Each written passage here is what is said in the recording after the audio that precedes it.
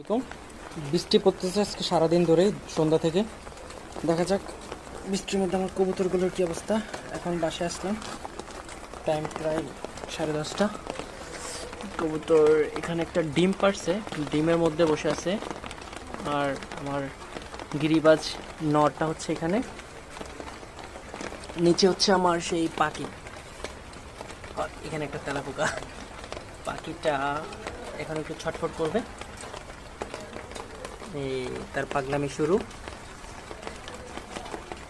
খাবারের কি অবস্থা, বৃষ্টির কারণে এখানে তেলাপোকা চলে আসছে।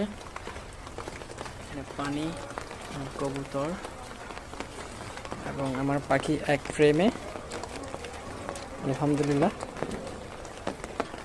দোয়া করি যেন ডিমগুলো থেকে বাচ্চা পাই। গতবার ডিমগুলো নষ্ট হয়ে যায়। যাই হোক, এতক্ষণ ধরে শান্ত ছিল, আমি আসার ফলে লাফালাফি শুরু।